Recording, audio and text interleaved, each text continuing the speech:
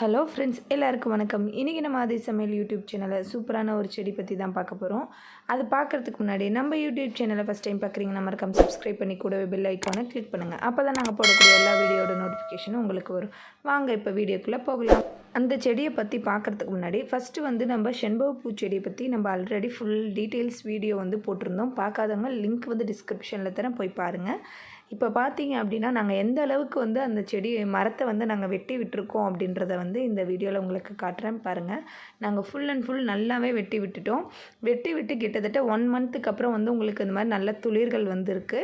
இப்போ பார்த்தீங்க அப்படின்னா கிட்டத்தட்ட 4 மந்த்ஸுக்கு தான் ஆயிடுச்சு. இங்கே பாருங்கள், நாங்கள் வெட்டி விட்டதே தெரியாத அளவுக்கு அந்த அளவுக்கு நல்லா துளிர் விட்டு நல்லா வந்துருச்சு. இப்போ பார்த்தீங்க அப்படின்னா இன்னும் கொஞ்ச நாளில் இதிலேருந்து உங்களுக்கு மொட்டுக்கள் வர ஆரம்பித்து பூக்கள் பூக்க ஆரம்பிச்சிடும். ஜஸ்ட் இது எவ்வளோ அளவுக்கு நம்ம வெட்டினாலும் நல்லா துளிர் வந்துடும் அப்படின்றதுக்காக தான் இப்போ இந்த மரத்தை காட்டினேன். நாம் இன்றைக்கி இந்த செடியை பற்றி தான் பார்க்க போகிறோம். பார்க்க போகிறது மட்டும் இல்லாமல் அறுவடை பண்ணி அதிலேருந்து எப்படி டிஷ்ஷஸ் பண்ணுறதுன்றதும் உங்களுக்கு வீடியோ போட்டிருக்கேன். வீடியோவை ஸ்கிப் பண்ணாமல் ஃபுல்லாக பாருங்கள். இது பார்க்குறதுக்கு உங்களுக்கு மஞ்சள் மாதிரியே இருக்கும், ஆனால் இது மஞ்சள் செடி கிடையாது.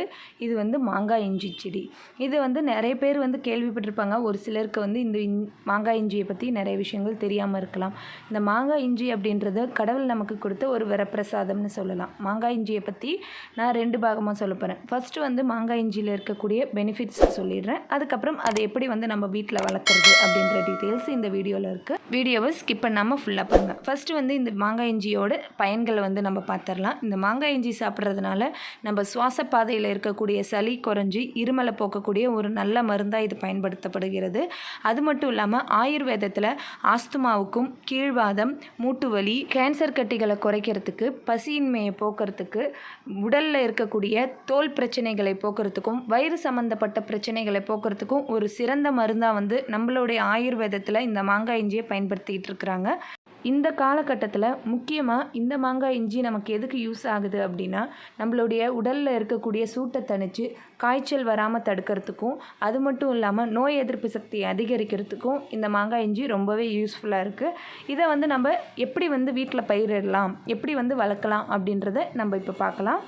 இப்போ நீங்கள் பார்த்துட்ருக்கிறது மஞ்சள் செடி. இந்த மஞ்சள் செடிக்கும் நம்மளுடைய மாங்காய் இஞ்சி செடிக்கும் அதிகமாக வித்தியாசமே தெரியாது. காரணம், இது ஒரு வகையான மஞ்சள் இனத்தை சேர்ந்தது தான். இதை பார்க்குறதுக்கு இஞ்சி மாதிரியாக இருக்கும், ஆனால் சாப்பிட்டீங்க அப்படின்னா மாங்காய் சுவையில் இருக்கும். அதனால தான் இதுக்கு பேர் மாங்காய் இஞ்சின்னு பேர் வந்தது. எங்கள் வீட்டில் மாங்காய் இஞ்சி எல்லாருக்குமே ரொம்பவே பிடிக்கும். நான் மார்க்கெட் போனேன் அப்படின்னா மாங்காய் இஞ்சி இருந்தால் வாங்காமல் வரமாட்டேன். அது மாதிரி தான் ஒரு நாள் போனப்போ மாங்காய் இஞ்சி எல்லாம் வளர்ந்துருந்தது, முளை விட்டு வந்திருந்தது. அதை பார்த்ததும் நான் கேட்டு வாங்கிட்டு வந்தேன். 10 ரூபாய்க்கு வாங்கின மாங்காய் இஞ்சி தான். அதையே எங்கள் வீட்டில் நான் நட்டு வச்சேன். கிட்டத்தட்ட 1.5 கிலோவிலேருந்து 2 கிலோ வரைக்கும் எனக்கு மாங்காய் இஞ்சி கிடச்சிது. இந்த மாங்காய் இஞ்சியில் நிறைய டிஷ்ஷஸ் பண்ணலாம். அதை நான் நெக்ஸ்ட் வீடியோவில் உங்களுக்கு போஸ்ட் பண்ணுறேன்.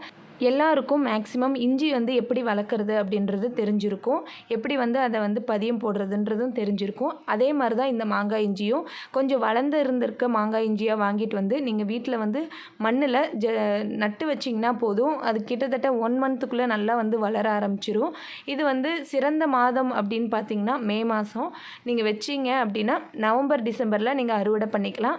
நம்மளுக்கு கிடைக்கிற அன்னைக்கு கூட நம்ம எப்போ வேணாலும் வச்சுக்கலாம். நான் ஆக்சுவலாக கிட்டத்தட்ட இது வச்சு ஒரு 7 மாதத்துக்கு கிட்ட ஆயிடுச்சு. நான் மே மாதம்ன்றது இல்லாமல் நான் எனக்கு எப்போ கிடைக்குதோ அப்போல்லாம் நான் வைப்பேன். ஆனால் அந்த சமயத்தில் கூடுதலாக இதை நம்ம பார்த்துக்கணும்.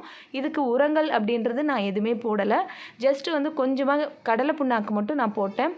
மற்றபடி நான் தரையில் வச்சதுனால இதுக்கு உரங்கள் தேவையில்லை. எங்கள் வீட்டு மண்ணிலேயே நிறைய மண்புழு இருக்கிறதுனால மண்புழுக்களும் மண்புழு உரமும் எதுவுமே நான் போடாமல் இருந்தேன். நீங்கள் தொட்டியில் வச்சிங்க அப்படின்னா வாரத்துக்கு ஒரு முறை மண்புழு உரம் போடுங்க.